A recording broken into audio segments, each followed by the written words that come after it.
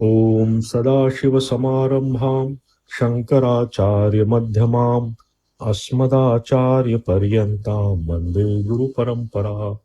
वसुदेवसुतं देवं कंसचाणूरमर्दनं देवकी परमानन्दं कृष्णं वन्दे जगद्गुरुम्.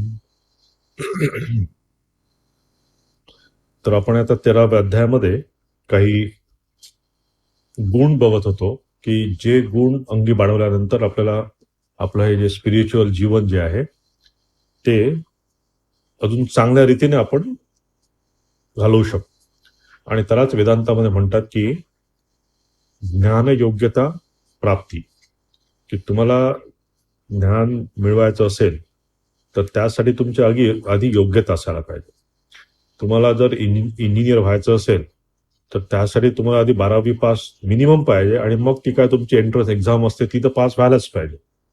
ती जर तुम्ही झाला नाही तुम्ही इंजिनियर होऊ शकणार नाही किंवा डॉक्टर होऊ शकणार नाही. तसंच जर आपल्याला या भक्तीच्या मार्गाने जायचं असेल किंवा ज्ञानाच्या मार्गाने जायचं असेल तर काही गुण, काही व्हॅल्यूज ह्या आपल्या आपण अंगी बाळगायलाच पाहिजे. आणि त्याबद्दल आपण बघत होतो की सगळ्यात महत्वाचे त्यांनी सांगितलं होतं की अमानित्वम, अदंबित्वम, अहिंसा, क्षांतिरार्जवम.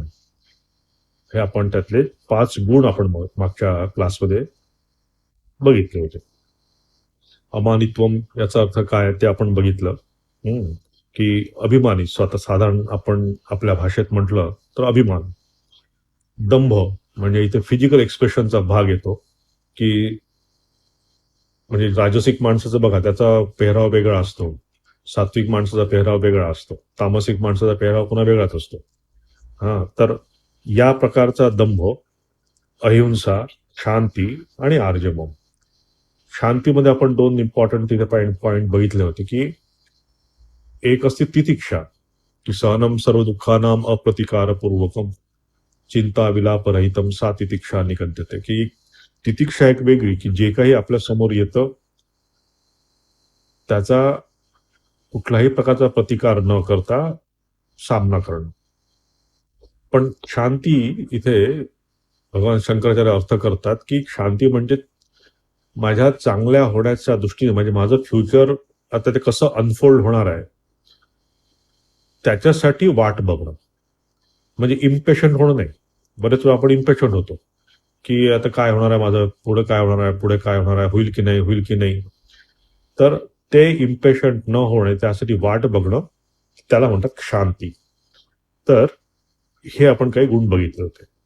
आता पुढचे आपण आज बघू. आचार्योपासनम शौचम स्थैर्यमात्म विनिग्रह. इथे आता ते म्हणतात की अजून एक पुढचा आता 6वा गुण सांगतायत की आचार्याची उपासना. आता ही आचार्य उपासना आपल्या पुढे हिंदू धर्मामध्ये पूर्वीपासून सांगितलंय की प्रत्येक आपण आचार्य म्हणजे आपले गुरु जे आहेत त्यांची आपण उपासना करतो, त्यांची पूजा करतो, मोठ्या मोठ्या लोकांची. परंतु ज्या लोकांपासून आपण काही आपल्या जीवनात काही गोष्टी शिकतो, आचरणात आणण्यासाठी म्हणून आपल्याला उपयोगी होतात, त्या लोकांची पण इथे म्हटलेलं आहे की त्यांचं पण पूजन करावं. आता आपण त्या दत्तात्रयाने म्हणतो ना की 24 त्यांचे गुरु होते. तर आपल्याला या जगामध्ये बऱ्याच लोक असे मिळतात की ज्या लोकांपासून आपण बरंच काही शिकू शकतो. तर अशा लोकांच्या बद्दल पण एक पूज्य भाव मनामध्ये आणायला पाहिजे. आणि शेवटी हे जे आचार्य शिकवत असतात ते काय शिकवत असतात की तुमच्या ह्या वेदांमधल्याच गोष्टी शिकवत असतात, धर्मशास्त्र ते सांगत असतात. म्हणजे अल्टिमेटली त्या धर्मशास्त्राचा उपयोग आपल्या जीवनात कसा करायचा त्याचाच उपदेश ते करत असतात. कारण हा जो हे जे अध्यात्म आहे इथे फक्त प्रत्यक्ष आणि अनुमान प्रमाण काम करत नाही. कारण हे कॉन्ट्रॅक्ट बरंच होतं की प्रत्यक्ष आपल्याला काही सांगितलं गेलेलं आहे वेदांतामध्ये, ते प्रत्यक्षात आपल्या अनुभवात येत नाही. तिथे अनुमान पण लागू शकत नाही. की प्रत्यक्षात ते म्हणतात की तुम्ही आणि हा साधारण ही जी मुंगी जाते टेबलावरनं किंवा हा डास माझ्या कानात भू भू करतोय, हे दोन्हीही चैतन्य स्वरूप आहे, ईश्वराचं स्वरूप आहे असं म्हणतात वेदांतामध्ये. पण प्रत्यक्ष आपल्याला दिसत नाही. आपण डास लागे पहिल्यांदा मारतो आपण, ती मुंगी आली त्याच्या पायाखाली, ती जर आपल्याला काही हे मध्ये करायला तिला आपण बाजूला फेकतो. तर प्रत्यक्षामध्ये बघायला गेलं की तिथे कॉन्ट्रडिक्शन येते. तिथे म्हणून प्रत्यक्ष पण काम करत नाही आणि उपमान पण काम करत नाही. अशा ह्या गोष्टींची फोड करून सांगत असतात आचार्य लोक किंवा हे शास्त्र.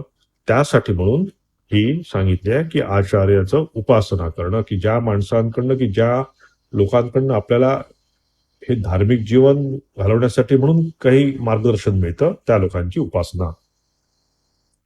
म्हणून आचार्य उपासनम शौचम. शौचम म्हणजे स्वच्छता, म्हणजे अंतर्बाह्य स्वच्छता. म्हणजे बाहेरचा मी, माझं स्वतःचं शरीर, माझा बाजूचा परिसर, याची तर स्वच्छता असायलाच पाहिजे. पण शारीरिक, मानसिक या सगळ्या रूपांनी, कायिक, वाचिक, मानसिक, या तिन्ही रूपांनी आपल्यामध्ये ती एक शौच, त्याला म्हणतात मानसिक स्वच्छता, की मनाने स्वच्छ. आपण म्हणतो ना की तो माणूस मनाने फार निर्मळ आहे, तो माणूस फार स्वच्छ माणूस आहे, त्याच्या मनामध्ये काही छक्केपंजे नाही आहेत, तो सरळ मार्गी माणूस माणूस आहे. आता ही शुचिता त्याच्यामध्ये येते. आता ही शुचिता जी येते ही काही वेळा म्हणजे काय, नेहमीच प्रत्येकाच्याच मध्ये ती काही संस्काराच्या थ्रू पण आपल्यामध्ये येते, की आपले काहीतरी शुभ संस्कार असतात म्हणून आपोआप ते असे शुचिता आपल्या मध्ये आणल्या जाते किंवा असते. पण ती जर नसेल किंवा कुठे आपल्याला जर वाटत असेल की नाही इथे मी कमी पडते, किंवा मी जास्त असा क्रिकेट विचार करते, किंवा जास्त निगेटिव्ह विचार करतो आपण, किंवा जास्त आपण ती डोळ्यात काय म्हणतात त्याला, सदैव संशयाचं तर भिंग घेऊन प्रत्येक गोष्ट बघत असतो.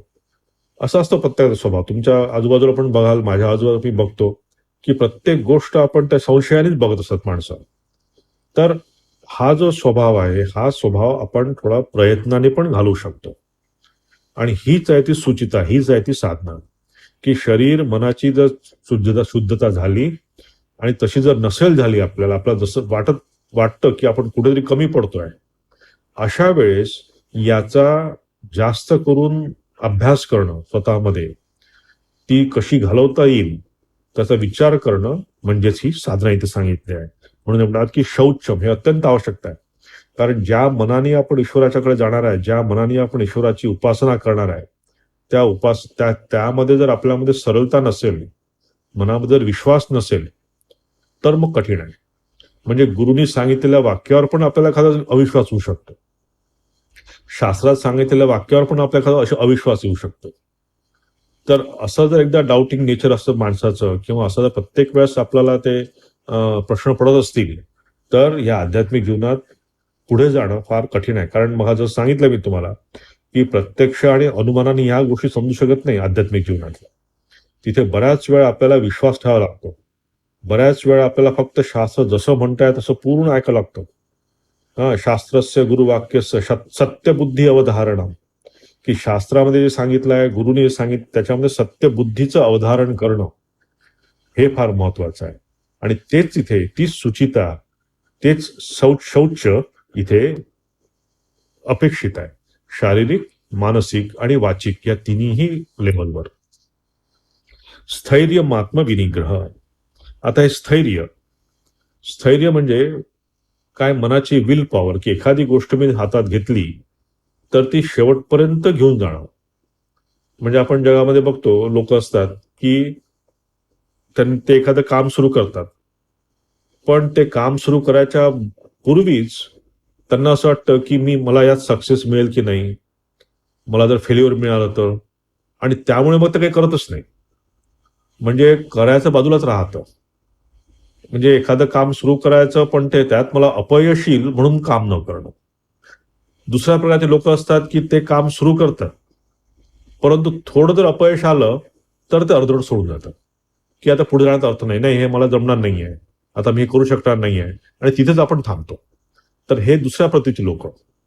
आणि अजून तिसऱ्या प्रतीचे लोक असतात की जे, त्याला आपण म्हणतो ना भागीरथ प्रयत्न करणं, की कितीही अडथळे येऊ, कितीही अडचणी माझ्या समोर येऊ, पण मी जे आता हाती काम घेतलेलं आहे ते काम शेवटपर्यंत मी घेऊन जाणार.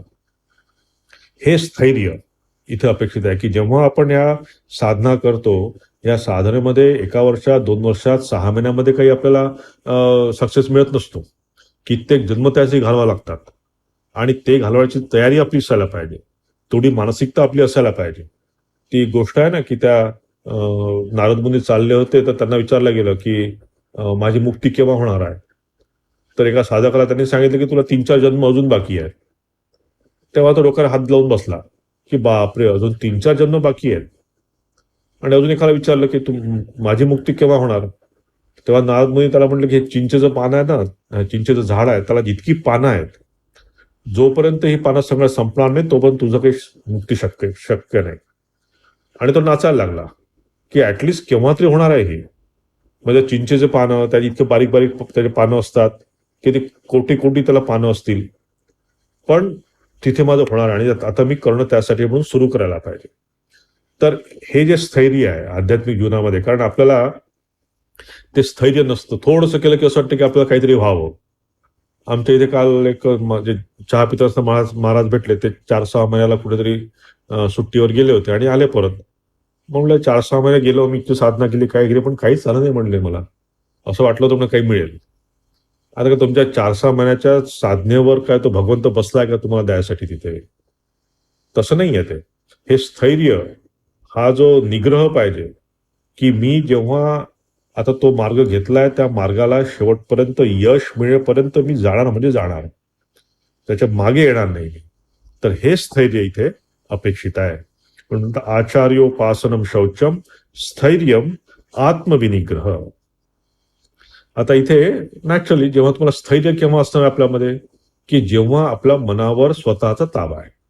आता मी इथे बसलोय आणि माझ्या जर हातापायावर माझा ताबा नसेल तर काय होईल? मी आपला हात हलवतोय, पाय हलवतोय सारखा. हा, तर हे जे आत्मनिग्रह जर नसेल तर आपल्यामध्ये स्थैर्य येईल. तर या दोन्हीही गोष्टी इंटरडिपेंडंट आहेत. तुम्हाला स्थैर्य पाहिजे असेल तर आत्मनिग्रह करायला पाहिजे, आणि आत्मनिग्रह असल्याशिवाय तुम्हाला स्थैर्य मिळू शकेल. तर आपल्या या पूर्ण म्हणजे आपल्या ह्या बॉडी माइंड कॉम्प्लेक्समध्ये आपल्याला पंचकर्मेंद्रिय आहेत, पंच ज्ञानेंद्रिय आहेत आणि पंचप्राण आहे, आणि त्यासोबत हे मन आहे. तर हे शरीर, मन आणि ह्या मन म्हणजे काय? इमोशन्स. तर ह्या इमोशनवर जर कंट्रोल नसेल, आपल्या कर्मेंद्रियांवर जर कंट्रोल नसेल, ध्यानेंद्रियावर जर आपलं कंट्रोल नसेल, तर मन पण कंट्रोल राहत नाही. आणि बरेच वेळा तिथे आपला झगडा सुरू होतो की मनाला काही गोष्टी पाहिजे असतात पण बरेच वेळा कर्मेंद्रिय काम करत नाही. कर्मेंद्रिय सक्षम असतात पण मनामध्ये थोडा जोर असतो बरेच वेळा. तर हा आपला सदैव झगडा चालू असतो. तर याच्यामध्ये बॅलन्स आणणं, याच्यामध्ये समत्व आणणं म्हणजे तिथे आहे आत्मविनिग्रह. की माझ्या स्वतःच्या वाणीवर माझा कंट्रोल आहे का? माझ्या स्वतःच्या डोळ्यावर, माझ्या कानावर माझा थोडा कंट्रोल आहे का? तर ह्या गोष्टींचा कंट्रोल आणणं हे फार महत्वाचं आहे साधकांसाठी. आता हे सगळं जे चांगलं सुरू आहे, हे सुरू आहे की जे लोक आध्यात्मिक जीवनात ज्यांना खरोखर इंटरेस्ट आहेत आणि ज्यांनी खरोखर सिरियसली ते लाईफ घेतलेलं आहे की धर्मजीवनात आपल्याला जायचं आहे, त्यासाठी म्हणून आहे. आणि जेव्हा आपण कुठली एखादी गोष्ट मनापासून करतो तर ती सहज होते. म्हणजे जेव्हा आपल्या एखाद्या समजा आपण मला फिरायला जायचं आहे कुठे, चला मला सुट्टी मिळाली 15 दिवस, तर या 15 दिवसाची सुट्टी मिळाल्यानंतर मग मी त्यासाठी जे काही गोष्टी, की कितीही रात्र असो, कितीही दिवस असो, कसाही प्रवास असो, कितीही असो, ते आपण आनंदाने करतो. कारण आपण सुट्टी आपल्याला एन्जॉय करायची असते. तिथे आपण काय दिवस रात्र बसचा प्रवास, याचा प्रवास, त्याचा प्रवास काही आपण बघत नाही.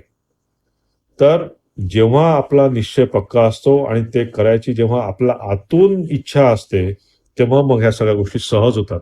आता यावेळेस वाटतं की आत्मनिग्रह करणं फार कठीण आहे. ते माइंड कंट्रोल करायला पाहिजे, शरीर कंट्रोल करायला पाहिजे, ते कर्मेंद्रिय कंट्रोल करायला पाहिजे, किती कठीण आहे हे. पण जर तुम्हाला जर ती चटक लागली किंवा तुम्हाला जर त्याच्याकडे ती ओढ लागली तर ह्या गोष्टी सहज आहेत. आणि जोपर्यंत ती सगळ्या गोष्ट येते ती व्याकुळतेकडेच, की जोपर्यंत आपल्याला भगवंताच्या बद्दल व्याकुळता आपल्या मनामध्ये येत नाही, जोपर्यंत आपल्यामध्ये त्याची ओढ लागत नाही, तोपर्यंत ह्या सगळ्या गोष्टी आपल्याला असं करणीय असं वाटतं करावं लागतात. हे आपल्याला की आत्मनिग्रह करावं लागतं, स्थैर्य आणावं लागतं, हे सगळ्या गोष्टी कराव्या लागतात. पण जर आपल्यामध्ये आपल्यामध्ये व्याकुळता आली, मुळात जर आपल्या भगवंताला जाण्याची इच्छा आली, मुळात जर आपल्याला वाटलं की हे जगात खरोखर काहीच राम नाही आहे, भगवंतामध्येच राम आहे, तर ह्या गोष्टी तुम्हाला कराव्या लागत नाही, त्या आपोआप होऊन जातात. तर आता इथे त्यांनी सांगितलं हे आपल्याला अंगी बाणवायच्या साधकासाठी, म्हणून तिथे सांगितलं ते म्हणतात की आत्मविनिग्रह, की ह्या गोष्टी साधकाला जर त्याला समोर जायचं असेल तर आवश्यकता आहे. पुढे म्हणतात, इंद्रियार्थेषु वैराग्यम अनहंकार एवच जन्म मृत्यू जरा व्याधी दुःख दोषानुदर्शन. तर पुन्हा पुढे जातात ते म्हणतात की तसेच इह पारलौकिक सर्व भोगात आसक्तीचा अभाव आणि अहंकाराचाही अभाव, याचप्रमाणे जन्म मृत्यू जरा व रोग इत्यादिकांमध्ये दुःख दोषाचा वारंवार विचार करणे. आता पुन्हा थोडं हे जातात की इंद्रियार्थेषु वैराग्यम. आता बघा जसं म्हटलं की इंद्रिय म्हणजे काय, की आपल्याला इंद्रिय म्हणजे काय, कर्मेंद्रिय आहेत आणि ज्ञानेंद्रिय आहेत. आता हे ज्ञानेंद्रिय आपले हे जे 5 आहेत, हे 5 ज्ञानेंद्रिय काय, हे गेट आहेत. म्हणजे या दरवाजातनं सगळ्या गोष्टी जगातल्या आपल्या आत जातात. आपण बघतो, ऐकतो, टेस्ट करतो, तर सगळ्या जो काही जगाचा अनुभव आपण घेतो हा ज्ञानेंद्रिया मार्फत आपण घेतो. आणि हे जे गेट्स आहेत, या गेटवर जर तुमचा वॉचमन नसेल तर काय कोणी येणार, कोणी जाणार. तर बेलूर मठामध्ये आता गेट जर आपण 24 तास उघडं ठेवलं तर काय चोर पण घुसतील आतमध्ये. तो एकटा आत घुसला की मग संपलं. जाणं सोपं नाहीये त्याला. म्हणून काय केलं, त्या गेटवर वॉचमन बसवल्यात 24 तास, की कोणी येऊन जाऊन देत नाही तिथे. तसंच ह्या ज्ञानेंद्रियांवर आपले कोणीतरी वॉचमन असायला पाहिजे. या प्रत्येक याच्यावर जोपर्यंत आपण वॉचमन बसत नाही तोपर्यंत आपल्या या आहार, ज्याला शंकराचार्य म्हणतात की या पंचेंद्रियामार्फत जो आपण आहार घेत असतो, नुसतं जेवण नाही, पण डोळ्यांनी पण आहार घेत असतो, आपण कानांनी पण आहार घेत असतो, जिभेने पण आहार घेत असतो. तर हा जो आहार आहे, या आहारावर आपलं कंट्रोल असणं. म्हणून ते म्हणतात की इंद्रियार्थेषु वैराग्यम, की या इंद्रियांच्यावर वैराग्य. ह्या इंद्रियाने, यालाच म्हणतात आपण इंद्रिय संयम म्हणा किंवा दम म्हणा, इंद्रिय निग्रह म्हणा, हा सगळा पार्ट याच्यामध्ये आला. आणि हे इंद्रिय धावतात कोणाकडे आहे, हे जे 5 इंद्रिय गोचर आहेत, म्हणजे विषय आहेत 5 विषय कुठले आहे, शब्द स्पर्श रूप रस गंध, हे आहेत या इंद्रियांचे विषय. हे इंद्रिय या सदैव या शब्द स्पर्श रूप रस गंध या विषयांकडे जात असतात. थोडंसं काही छान असं गाणं लागू द्या, तुझं बरोबर तिकडे कान जातील. थोडंसं छान इथे कोणातरी आपल्या किचनमध्ये काहीतरी छान अन्न तयार कोणी जर करत असेल, त्याचा चांगला सुगंध सुटला तर आपलं अर्धमन तिकडे जातं. तर हे नॅचरल आहे. म्हणजे यात दोष काही नाही आहे, कारण बनलेच त्याच्यासाठी आहे. म्हणजे हे विषय आणि विषयाचा तो जो संबंध आहे त्यासाठीच बनलेला आहे. कारण या विषयांचा जर इंद्रियासोबत संपर्क नसता तर आपण ह्या जगाचा अनुभव पण घेऊ शकलो नसतो. तर ह्या गोष्टी आहेत अनुभव घेण्यासारखा, यात वाईट काहीच नाहीये. पण जगाचा अनुभव घेत असताना आपण त्याच्या आहारी जाऊ नये, एवढंच फक्त इथे सांगायचं आहे. की इंद्रियार्थेषु वैराग्य सांगितलं इथे कंट्रोल सांगितलं नाही. वैराग्य म्हणजे कसं, की याच्यावर तुम्ही कुठलं घ्यायचं आणि कुठलं नाही घ्यायचं, त्याला केव्हा सोडायचं गेटमध्ये आत आणि केव्हा नाही सोडायचं, याचं तारतम्य असायला पाहिजे. 24 तास जर आपण मठाचे गेट बंद करून बसले तर कोणीच आत येऊ शकणार नाही, चांगले लोक पण आत येऊ शकणार नाही. तर काय आत घ्यायचं, कोणाला एंट्री द्यायची आणि कोणाला एंट्री द्यायची नाही आहे, याबद्दलचं वैराग्य, याबद्दलचा विचार हा ठेवायला पाहिजे. म्हणून ह्या विषयांमध्ये पण काही चूक नाहीये. शब्द स्पर्श रूप रसगंध याच्यामध्ये चूक काहीच नाही आहे, अननॅचरल काहीच नाही आहे. आणि आपले जे ज्ञानेंद्रिय आहे, जे त्याचा उपभोग घेतात, त्याच्यामध्ये पण चुकीचं नाहीये. चूक होते कुठे, की आपण केव्हा ते कंट्रोल करायला पाहिजे आणि कुठे सोडायला पाहिजे, याचं तारतम्य आपलं सुटतं. तर त्यासाठी पण इथे म्हणतात ते की इंद्रियार्थेषु वैराग्यम. कारण असं जर झालं नाही ना तर काय होतं, की शक्तीचा क्षय खूप होतो. म्हणजे अनावश्यक वेळ त्यात जातो आणि अनावश्यक शक्ती त्यामध्ये खर्च होते. आणि जोपर्यंत तुम्ही ह्या शक्तीचा तुम्ही संचय करत नाही, ती शक्ती तुम्ही जोपर्यंत ह्या काय म्हणतात, ह्या म्हणजे भगवत दर्शनाकडे त्या रस्त्यात तुम्ही लावत नाही, त्या मार्गावर, तोपर्यंत काही उपाय नाही त्याचा. म्हणजे ह्या शक्तीचा अपव्यय होऊ नये, ही शक्ती वाया न जाण्यासाठी म्हणून तिचा संचय करणं, एवढं तिथे नाही ते अपेक्षित आहे. आणि इंद्रियांचा स्वभाव कसा आहे ना, की इंद्रियांचा स्वभाव म्हणजे ह्या शब्द, स्पर्श, रूप, रस, गंध हे विषय आणि इंद्रिय ह्या लगेच ॲडिक्शन यांच्यामध्ये तयार होतं. म्हणजे मी जर ऐकायला लागलो तर मला ऐकावंच वाटेल, मी जर बघायला लागलो तर मला बघावंच वाटतं, चांगलं रूप मला बघावं लागतं. मला जर चांगलं काही खायचं असेल तर माझी जीभ सदैव त्यासाठी मला हे करेल की आपण हे करू, ते करू, हे खाऊ, ते खाऊ. तर ह्या इंद्रियांचं चांचल्य जे आहे, या चांचल्यावर वैराग्य हे फार महत्वाचं आहे. म्हणून म्हणतात ते इंद्रियार्थेषु वैराग्यम.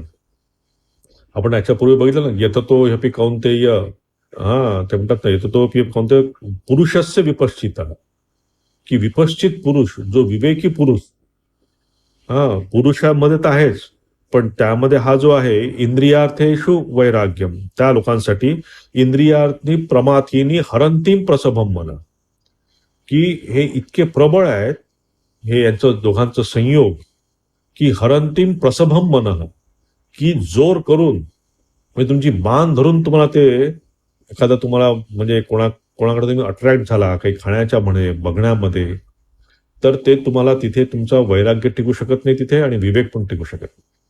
म्हणून ते म्हणतात की इथे काय विपश्चित पुरुष पण तिथे अगतिक होऊन जातो याच्या समोर. म्हणून ते म्हणतात तिथे की तानी सर्वाणी संयम्य, की त्यासाठी म्हणून हे सगळ्या ह्या इंद्रियांना संयत कर आणि युक्त आसीत मतपर भगवंत म्हणतात, की त्यांना युक्त कर आणि माझ्यामध्ये लाव, भगवंतामध्ये लाव, किंवा त्याला पॉझिटिव्ह काहीतरी दे, एवढंच इथे भगवंतांना सांगायचं आहे. म्हणजे म्हणतात की इंद्रियार्थेषु वैराग्यम आणि अनहंकार एवच. आणि इथे ते म्हणतात की पुन्हा अहंकार म्हणजे गर्व, की गर्विष्ठ होऊ नको, की अनहंकार, अहंकारी होऊ नको. यासोबतच पुन्हा इथे इथे आपल्याला ते त्याच्यापूर्वी आपण बघितलं की अमानित्वम आपण शब्द बघितला होता, आणि पुन्हा इथे अहंकार शब्द आला. अमानित्वम आला थॉट लेवलवर, आणि इथे आला अहंकार. आपण बघितलं होतं की हा आला ऍक्च्युअली एक्सप्रेशन लेवलवर, की माझ्या सगळ्या वागण्यात, बोलण्यात, चालण्यात माझा तो अहंकार दिसून येतो. तर इथे ते म्हणतात की वैराग्यम आणि अनहंकार हे आपण इथे अंगी बाणायला पाहिजे. आणि जन्म मृत्यू जरा व्याधी दुःख दोषानुदर्शन. इथे पुन्हा म्हणलं की जन्म मृत्यू जरा व्याधी. आणि पुन्हा आता जेव्हा हे काय आहे की हे जे इंद्रिय आहेत आपले, ज्ञानेंद्रिय म्हणा, कर्मेंद्रिय म्हणा, किंवा हे विषय म्हणा, हे कशाला आधार घेऊन आहेत? शरीराला आधार घेऊन आहेत. शरीर आहे म्हणून आपल्याला कर्मेंद्रिय आहेत, शरीर आहे म्हणून आपल्याला ज्ञानेंद्रिय आहेत. तर शरीराचा आधार घेऊन ह्या सगळ्या गोष्टी चालतात. आणि जेव्हा आपल्याला या शरीरामध्ये जेव्हा सत्यत्व बुद्धी वाटते, जर आपण या शरीराला सत्य म्हटलं तर मग या सगळ्या गोष्टींना सत्यत्व येतं. पण जर मुळावरच तुम्ही घाव घातला की शरीरच जर असत्य असेल, की असत्य म्हणजे काय, शरीर निघून जाणार आहे, आज नाही उद्या हे निघून जाणार आहे, असा जर विचार केला आपण, तर आपोआप आपण या कर्मेंद्रिय आणि ज्ञानेंद्रियांच्या मध्ये अडकणार नाही. बघा, जर आपल्याला कोणी उद्या सांगितलं की अजय तुला ह्या 15 ऑगस्टच्या दिवशी तू जाणार आहेस, मग मी काय करेन की दिवस मोजेन किती माझ्यावर दिवस आहेत. आता या दिवसांमध्ये मी खरोखर काही या सगळ्या इंद्रियाच्या काय लोलुपतेच्या भोगात अडकेल का मी? कारण मला लक्षात आलंय की आता शरीर जाणार आहे आपलं. तर जेव्हा या शरीर जाण्याच्या मध्ये हा जो भाग आहे, या भागामध्ये मी पूर्ण माझं जीवन काय कम्प्लीट भगवंताच्यासाठी मी देऊ शकेन. तर तसाच आपण रोज विचार करायला पाहिजे, कारण आपल्याजवळ माहित नाही केव्हा आपली डेट येणार आहे, एक्सपायरी डेट आपली केव्हा येणार आपल्याला माहित नाही आहे. तर ती एक्सपायरी डेट जोपर्यंत माहित होत नाही तोपर्यंत इथे भगवंत म्हणतात की तुम्ही याचं दोष दर्शन करा, की हे शरीर, कारण या शरीराला घेऊन हे सगळं हा डोलारा उभा आहे. शरीर आहे म्हणून इंद्रिय आहेत, शरीर आहे म्हणून भोग आहेत. तर इथे भगवंत म्हणतात की या शरीरासाठी म्हणून तुम्ही सदैव हे करा की याच्यात काय दोष आहेत, जन्म मृत्यू जरा व्याधी, की सदैव तुमच्या मनाला सांगा की हे काही सदैव राहणार नाहीये शरीर. पण याचा अर्थ वेदांत असं सांगत नाही की तुम्ही शरीराची अवहेलना करा, कारण शरीर हे एक माध्यम आहे. या शरीराच्या माध्यमात थ्रूच आपण भगवंतापर्यंत पोचणार आहेत. म्हणजे या शरीरानेच आपण स्वर्गात पण जाणार आहोत आणि या शरीराच्या द्वारेच आपण नरकात जाणार आहोत. जर चांगली गाडी असेल तर आपण आपल्या गंतव्यस्थानापर्यंत पोचणार, तर गाडी चांगली नसेल तर कुठेतरी ऍक्सिडेंट होणार, हे ठरलेलं आहे. कुठेतरी चाक निघून पडेल किंवा कुठेतरी बॅटरी डाऊन होऊन जाईल आपली. तर जेव्हा या शरीराला घेऊन आपण सगळा आपला व्यवहार होतोय, या शरीराला घेऊन जेव्हा आपण आध्यात्मिक जीवन घालवतोय, तर त्याची अवहेलना करायची इथे उद्देश नाहीये. तिथे मंदिर म्हटलं आपण शरीराला, आणि हे माध्यम आहे. तर या शरीराचं तुम्ही फक्त चोचले पुरवू नका. शरीर जे मागेल ते त्याला देऊ नका. त्याला आवश्यक आहे तेव्हा द्या. म्हणजे जेव्हा मला थंडी वाजते तेव्हा तुम्ही अंगावर शाल द्या. पण जस्ट आता नोव्हेंबर महिना सुरू झाल्याबरोबर ती थंडी पडो की न पडो, ते आपले स्वेटर घालायचे आणि शाले अंगावर घेऊन फिरायचे. आमचे बंगाली बाबू फिरतात इकडे बरेच वेळा. बंगाली लोकांमध्ये यांचं एक हे आहे की थोडंसं नोव्हेंबर महिन्यात कालीपूजा झाली की मोठ्या मोठ्या शाली लावून फिरतील आपले, थंडी असो की नसो. एनिवे, तो भाग वेगळा. पण सांगायचा उद्देश असा इथे की शरीराचे चोचले पुरवू नका, शरीराचे लाड करू नका, इथे ते सांगतात. आणि त्यासाठी म्हणून सगळ्यात चांगला उपाय काय आहे? जन्म, मृत्यू, जरा, व्याधी या सगळ्या दृष्टीने तुम्ही त्या दोष बघा या शरीराला. म्हणजे शरीराचा तुम्हाला दोष दिसले तर मग सगळंच गेलं. श्रीरामकृष्णांच्या आपण जीवनामध्ये बघतो की त्यांनी कित्येक वेळा आपल्याला त्याच्याबद्दल त्यांनी सांगितलंय की या शरीराच्या बद्दलचे दोष कसे बघावेत आणि कसं या शरीराच्या, म्हणजे त्यांनी ज्या साधना केल्या त्या साधनांच्या मध्ये शरीराला कुठेच तिथे त्यांनी जागा दिलेली नाहीये. तर म्हणून ते म्हणतात की दुःख दोषानुदर्शन, की ह्या गोष्टी साधकाने करायला पाहिजे. कुठल्या? इंद्रियार्थेषु वैराग्यम, अनहंकार आणि जन्म, मृत्यू, जरा, व्याधी याचं दुःख, याचं दोष, शरीरामध्ये असलेले दोष याचं आपण सदैव पारायण करायला पाहिजे. पुढे म्हणतात असक्तिरनभिष्वंग पुत्रदार गृहादिषु नित्यम च समचित्तत्वम इष्टानिष्टोपपत्तीषु. आता अजून पुढे जात आहेत. हे फार सुंदर, म्हणजे हे काय म्हणतात मेडिटेटिव्ह सगळे हे श्लोक आहेत. आणि हे काही काही श्लोक पाठ करून ठेवायला पाहिजे. अमानित्वम, अदंबित्वम, अहिंसा, शांतिरार्जवम, तिथपासनं की हे पूर्ण आपल्या ह्या जीवनामध्ये काय काय आपल्याला गोष्टी करायच्या आहे त्यासाठी म्हणून ते फार सुंदर त्यांनी वर्णन केलेलं आहे. आता म्हणतात इथे असक्तीनं विश्वंग, तसेच पुत्र, स्त्री, घर व धनाधिकांमध्ये आसक्ती नसणे व ममत्व नसणे, तसेच इष्ट व अनिष्ट यांच्या प्राप्तीत नेहमी चित्ताचे समत्व राहणे, अर्थात मनाच्या अनुकूल अथवा प्रतिकूल गोष्टी प्राप्त झाल्या असता हर्षशोकादी विकार न होणे. आता आसक्ती आपल्याला माहिती आहे, याच्याबद्दल जास्त बोलण्याचं काही नाहीये की ह्या बाहेरच्या ऑब्जेक्ट बद्दल म्हणा किंवा बाहेरच्या व्यक्तींबद्दल म्हणा किंवा आपल्या जवळच्या व्यक्तींबद्दल, या सगळ्या व्यक्तींबद्दल किंवा वस्तूंबद्दल आसक्ती असू नये, एवढं तिथे त्यांना सांगायचं आहे. की काय आहे की आसक्ती ही तुम्हाला काम करताना काय म्हणतात त्या वस्तूंवर येणं साहजिक आहे, माणसांवर येणं साहजिक आहे, जे आपले रिलेटिव्ह आहेत, जे जवळचे नातलग आहेत त्या सगळ्यांवर येणं साहजिक आहे. परंतु ती आसक्ती त्याला म्हणजे काय म्हणतात अटॅचमेंटमध्ये ती परिणत होऊ नये. म्हणजे त्यांच्यासोबत माझं एखादं रिलेशन असणं गोष्ट वेगळी, त्यांच्याबद्दल माझ्या मनामध्ये चांगले भाव असणं किंवा त्यांच्याबद्दल माझा आदर, काय जे काही सगळे भाव ते असणं चांगलं. परंतु अटॅचमेंट की त्यांच्याशिवाय मी जगू शकत नाही, ही झाली अटॅचमेंट. तर ती या वस्तूंबद्दल म्हणा किंवा व्यक्तींबद्दल असू नये, इथे भगवान सांगायचं की. आणि फार कठीण आहे, आपल्याला सगळ्यांनाच माहिती आहे की आसक्ती ही काढणं, ही कशी छोट्या छोट्या गोष्टींवर कशी आपण आसक्त झालेलो असतो, हे आपल्याला स्वतः जीवनाचं जर आपण अनुशीलन केलं तर लक्षात येईल आपण की कित्येक गोष्टींमध्ये आपण अडकलेलो असतो. तर त्या गोष्टींमध्ये अडकू नये म्हणून ते म्हणतात की असक्ती. आणि इथे म्हणतात अनभिष्वंग पुत्रदार गृहादिषु.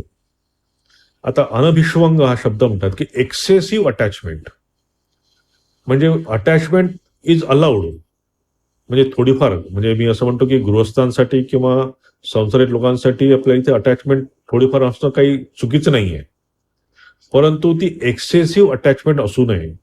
आणि कोणासोबत एक्सेसिव्ह अटॅचमेंट असू नये, तिथे म्हणतात पुत्रदार गृहादिषु, की पुत्रासोबत, स्त्रीसोबत, घरासोबत, या सगळ्या आदिषु, याच्यामध्ये सगळेच आले. की तुम्हाला आध्यात्मिक उन्नती जर करायचं असेल की हे तीव्र हे जे अटॅचमेंट आहे, राग द्वेष हा असू नये. म्हणजे मुलाला शाळेत ऍडमिशन मिळाली नाही तर मुलाचं मन खराब झालं, पण त्याच्यासोबत त्याच्या आईचं मन इतकं खराब होतं की विचार ते बघून त्या मुलाचं अजून पुन्हा मन खराब होतं. त्याचं जरी मन चांगलं असेल तर आईच्याकडे बघून त्याचं मन अजून जास्त खराब होतं. की एक्सेसिव्ह अटॅचमेंट. मी परवा दिवशी रहरा सेंटरमध्ये गेलो होतो, तर तिथे बघतो बिचारे मुलं 4 वाजता आपल्या शाळेतनं बाहेर आलं की आई वडील त्या बाहेर त्या बागेत उभे आहेत. तिथेच त्या पोराला हे काला पोराला जेवण खाऊ घालतायत, तिथे भरवतायत. तो बिचारा एक शर्ट काढतो, मग ते ट्युशनला जायचं असतं त्याला, मग शाळेचा ड्रेस काढतो, मग तो दुसरा शर्ट घालतो. तेवढ्या वेळात आई त्या तोंडात काही घालत असते, हा भरत असते त्याला.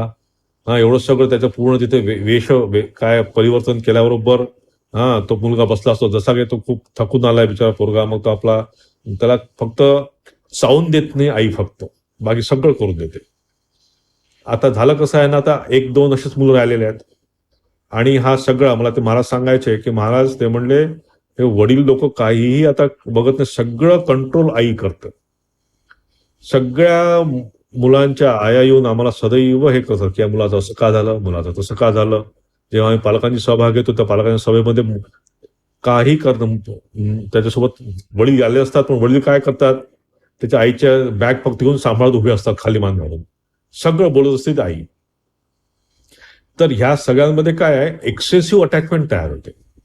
म्हणजे मुलाबद्दल काळजी करणं ठीक आहे की त्याने अभ्यास करावा, त्याने त्याचं शिक्षण चांगलं करायला पाहिजे, त्याने शाळेत जायला पाहिजे, त्याचा रिझल्ट चांगला व्हायला पाहिजे, त्याने माणूस व्हायला पाहिजे. हे सगळं करत असताना त्यासोबत ती एक्सेसिव्ह अटॅचमेंट फार चुकीची आहे. म्हणून थोडा धक्का लागला त्या जीवनामध्ये, थोडी उलथापालथ झाली, तर त्या सगळ्याला पूर्ण म्हणजे काय तर वेगळं स्वरूप त्याला प्राप्त होतं. म्हणून इथे हा खूप सुंदर शब्द वापरला, अनभिष्वंग, की एक्सेसिव्ह अटॅचमेंट असू नये. अटॅचमेंट असावी, तुम्ही काम करत असलं एखादं, तर त्या कामाबद्दल तुमची अटॅचमेंट असल्याशिवाय तुम्ही पूर्ण मन देऊन काम करू पण शकत नाही. तर ती अटॅचमेंट असावी थोडीफार, पण ती एक्सेसिव्ह असू नये, इथे त्यांचं म्हणणं आहे. आणि इथे एक लक्षात ठेवायला पाहिजे की हे जेव्हा म्हणजे आता काय मुलगा आई घ्या, मुलगा वडील घ्या, पती पत्नी घ्या, हे दोघं कधीच एका सोबत जन्म घेतला नाही यांनी, आणि कधीच दोघं सोबत जाणार नाहीये. कोणीतरी मागे पुढे आज उद्या किंवा होणारच आहे सगळ्या गोष्टी. तर लाईफ नेव्हर स्टॉप्स, की एखाद्या जीवनात आपल्या एखादी घटना आली म्हणून लाईफ थांबलं, तसं होत नाही. पण ज्यांची एक्सेसिव्ह अटॅचमेंट असते, की ज्यांचा हा विवेक निघून जातो, त्या लोकांसाठी जीवन पूर्ण स्तब्ध होऊन जातं. म्हणजे आपण कित्येक उदाहरणं बघतो की काही लोकांचं कोणाचा मृत्यू झाल्याबरोबर त्यांनी स्वतःनी आत्महत्या करून घेतली आहे, गळफास लावून घेतलेला आहे. अशा कित्येक उदाहरणं आपण बाहेर जगामध्ये बघतो. तर हे इथे होऊ नये, हे त्यांना इथे सांगायचं आहे. असक्तीर्ण भिक्षुवंग पुत्रदार गृहादिषु नित्यमच चित्तत्वम इष्टानिष्टोपपत्तीषु. आणि इथे ते सांगतायत की नित्यमच समचित्तत्वम. आता हे सगळं करत असताना, आपण ह्या जगात वावरत असताना, ह्या गोष्टी करत असताना ते म्हणतात की चित्त हे सम असायला पाहिजे, की सदैव मन सम. काय म्हणतात, कुठल्याही माणसाला, तो राजा असो की रंक असो, प्रभू रामचंद्र असो की श्रीरामकृष्ण असो की भगवान श्रीकृष्ण असो, प्रत्येकाच्या जीवनामध्ये प्रॉब्लेम आहेत. की प्रॉब्लेम शिवाय हे जग नाहीच आहे. कोणीही नाहीये, तुम्ही कितीही हिस्ट्री बघा, त्या हिस्ट्रीमध्ये कोणाचंही जीवन असं झालं नाही की त्या जीवनामध्ये प्रॉब्लेम नाही आहेत. तर जेव्हा हे प्रॉब्लेम राहणार आहे, तर आपण त्यावेळेस काय करायला पाहिजे की इष्ट गोष्टी आणि अनिष्ट गोष्टींमध्ये मनाची समत्व बुद्धी आपण आणू शकलो पाहिजे. की इष्ट गोष्ट मिळाल्यामुळे खूप हर्षून जाऊ नये, आणि अनिष्ट गोष्ट झाली, कधी कुठल्या पराजय आला जीवनामध्ये काही करताना किंवा काही अपयश आलं, तर त्यामधून खचून पण जाऊ. अशा वेळेस समचित्तत्व माणसानी साधकांनी ठेवायला पाहिजे. कारण साधका जीवनामध्ये पण असे बरेच वर खाली प्रवास असतात. उलट सगळ्यात त्याला म्हणतात ना की डार्क नाईट त्याला म्हटलेलं आहे. त्या एक सेंट आहेत, नाव आठवत नाही आपल्या, त्यांनी हा शब्द कॉइन केलाय, डार्क नाईट ऑफ सोल. की असे जीवनात मध्ये अशा काही काही गोष्टी येतात की जेव्हा लक्षात येतं की शक्यच नाही, मी इतके वर्ष मी या रस्त्यावर जाते आहे किंवा मी प्रवास करतो आहे या रस्त्यावर, आध्यात्मिक रस्त्यावर, आणि काहीच काय झालं नाही. हे शक्यच नाहीये. कोणी बघितलं आहे जगात आहे होणार आहे नाहीये. कशाला मी सगळं माझं एवढं सगळं चांगलं खाणं पिणं सोडलं, चांगल्या लोकांशी मी लोकांपासून दूर गेलो, जगापासून दूर गेलो, पण मिळालं काय माझ्या हाती? काहीच मिळालं नाही. त्यापेक्षा मी 4 वाघ चांगले, खा प्या आणि मजा करा. मी हे सगळं सोडून मला काहीच मिळालं नाहीये. तर अशा ह्या गोष्टी माणसामध्ये येतात किंवा साधकामध्ये येतात. म्हणून ते इथे म्हणतात की समचित्तत्व कशापासून? इष्ट आणि अनिष्ट गोष्टींपासून.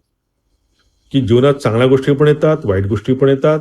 या दोन्हीही गोष्टीमध्ये मी समचित्त राहील. आपण त्या कर्मयोगामध्ये बघितलंय की प्रसाद बुद्धीनी, भगवंताचा प्रसाद मला जो काही जे जीवनात मला मिळत आहे त्याचा प्रसाद म्हणून मी स्वीकार करून हे जीवन पुढे जाईल. असा अशी जर मानसिकता आपण ठेवली तर आपण बऱ्याच गोष्टी तरून जाऊ शकतो. आणि ते एकदा दोनदा नाही, नित्यम म्हटलेलं आहे की नित्यमचं समचित्तत्व. की एखाद्या प्रसंगाला मग मी तेव्हा कंट्रोल केला, दुसऱ्या प्रसंगामध्ये मी काय म्हणतात त्याला ढासळून गेलो, असं नाही. त्याचा विवेक बुद्धी त्याची सदैव त्याची शाबूत असायला पाहिजे. त्याची विवेक बुद्धी शाबूत असेल तर तो सदैव विवेक करण्यासाठी म्हणून तयार असू शकतो. आणि असाच साधक या इष्ट अनिष्ट गोष्टींपासून त्याच मनाचा एक बॅलन्स तो ठेवू शकतो. तर ह्या आपण आज काही गोष्टी इथे या साधकासाठी म्हणून ज्या करणीय आहेत किंवा त्याने अंगी बाणवायला पाहिजे त्या आपण बघितल्या. उरलेल्या पुढच्या क्लासमध्ये बघू. ओम शांती शांती शांती. हरि ओम तत्सत. श्रीरामकृष्णार्पणमस्तु.